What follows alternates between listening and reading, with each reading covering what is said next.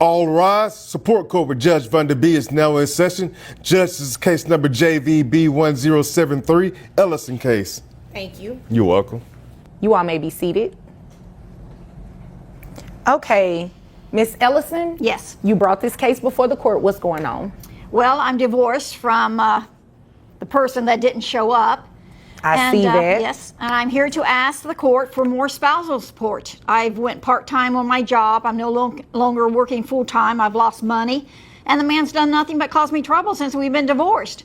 He does all kinds of crazy stuff. Okay. And I deserve more money with all this harassment. Plus, I want a restraining order against him. This has to stop. My nerves are on edge. Can't take much more of it.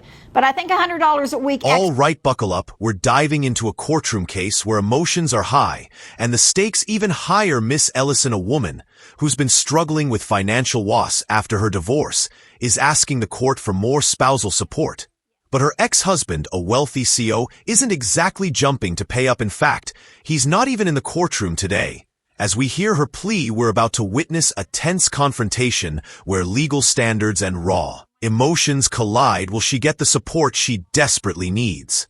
Or will her case be dismissed? Stay tuned, because things are about to get For spousal support would be fair with all the, the headaches he's given me and everything like that. You think it'll be fair? Yes, I've left him alone. I don't go around him. It's him doing the harassing. Okay. How long ago did you all get divorced? It's been almost 2 years now. Okay. He just won't let go. What is he doing to harass you? Like 3 or 4 o'clock in the morning, he drives around the house blowing his horn at all hours of the morning. He comes down to my work unannounced, goes right into where I'm working at and wants to argue with me in front of coworkers. I mean, I could be fired for that. I mean, Have it's totally you ever ridiculous. tried to call the police on him? Well, by the time they get there, he's gone.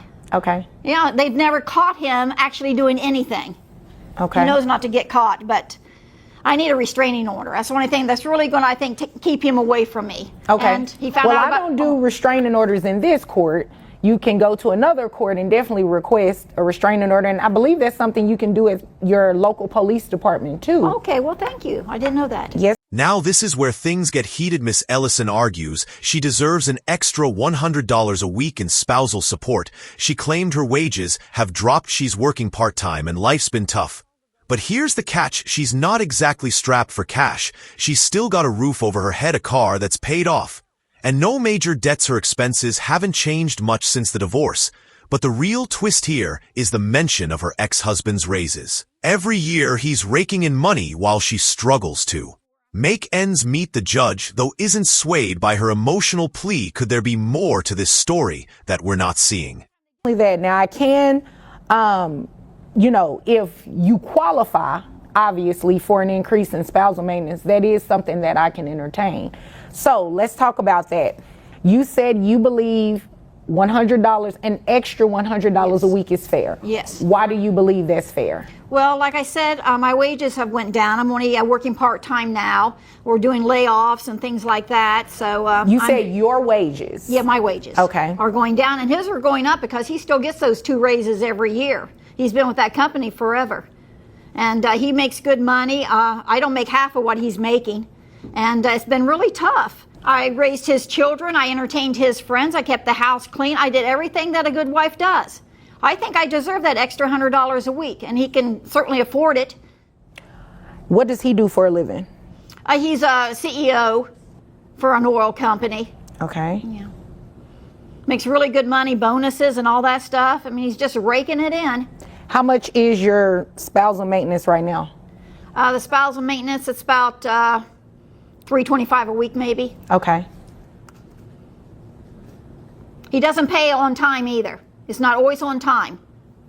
So he is late on that. I think that should be a penalty right there. He shouldn't be late. Okay. What type of expenses do you have? Well, I have rent. I'm still making the payments on the house. We, before we got divorced, we had it redecorated, carpet paneling on the outside. Siding on the outside. All kinds of different things were added to it. And I'm making the payments on that still. I still got another 5 years for all those payments to be paid off. And then, I got food. My car's paid off, but, gasoline's expensive, the upkeep of the car, things like that, electric bills, water, everything like that. Not to mention entertainment. You can't expect me to sit around the house and watch TV all the time. I mean, I go out from time to time, you know, that takes money. Now, when you all were divorced 2 years ago. As we dive deeper, the tension builds. Miss Ellison paints a picture of hardship: her jobs, low pay, rising gasoline prices, and the upkeep of her house.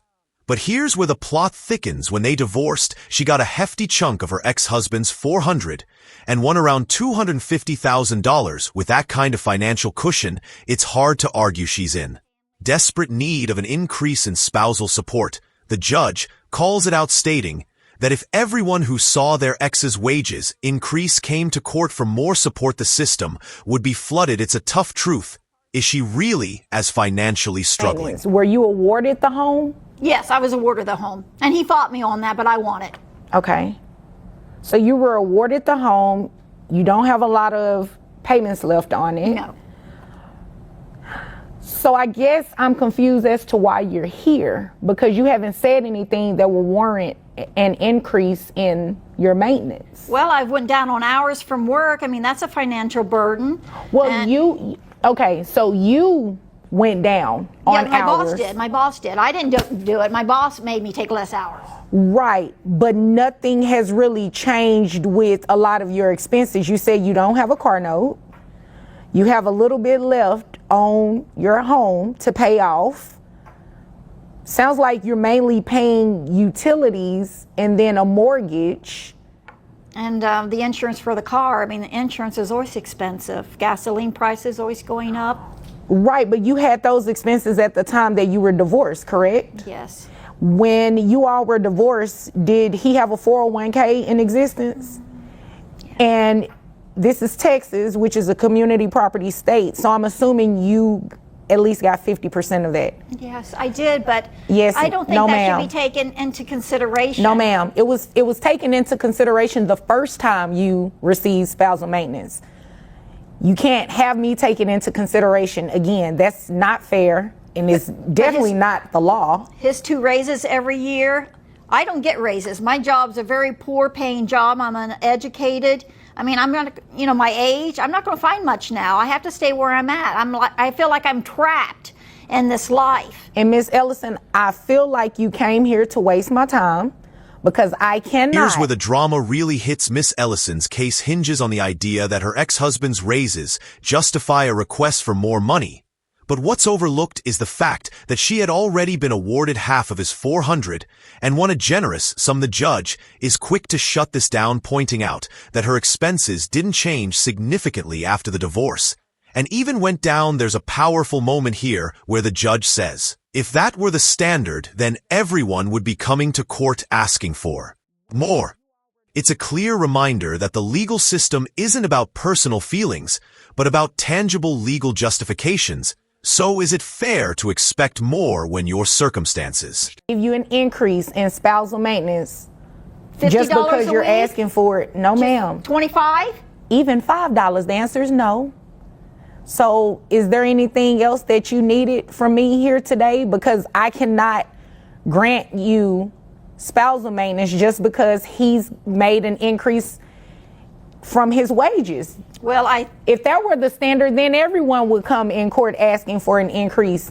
And now the final blow. After some back and forth, the judge dismisses the case, firmly stating that Miss Ellison simply doesn't qualify for an increase in spousal support. Her request is based on the idea that her ex-husband's raises should be a factor.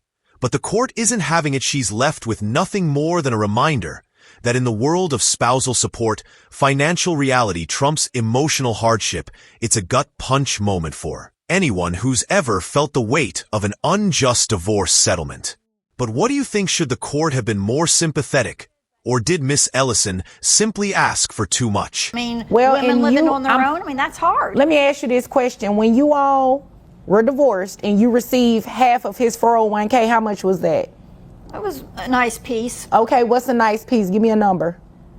about $250,000. Okay, well, you know what? If there's nothing further, your case is dismissed and so are you. Thank you. The case is dismissed, but there's so much to unpack here. Miss Ellison's emotional appeal fell flat in the eyes of the law, as she couldn't show a substantial change in her financial circumstances. The judge's decision to deny the request for more spousal support is a reminder that the court looks at facts, not feelings. If this case shocked you like it did us, don't forget to drop your thoughts below, and hit subscribe for more explosive courtroom drama. Judge Vanderby, I wanted to go over what you all witnessed in the Ellison case. So ex-wife in this case, she was wanting an increase in her spousal maintenance. Well, if you're going to come to court and ask for an increase in spousal maintenance, there are a number of things that you have to show. If you remember, we talked previously about spousal maintenance and the things that you needed to show in terms of the factors to even qualify. It works the same way when you're asking for a modification of that. What do you all hear? She was talking about her job, cut her wages, cut the time that she would have to be at work, although husband made this money, but nothing really changed in terms of her expenses. Her expenses actually decreased because she inherited a lot of money when she and her ex-husband divorced. Therefore, she didn't qualify for an increase in a modification of her spousal support, which is why her case was dismissed.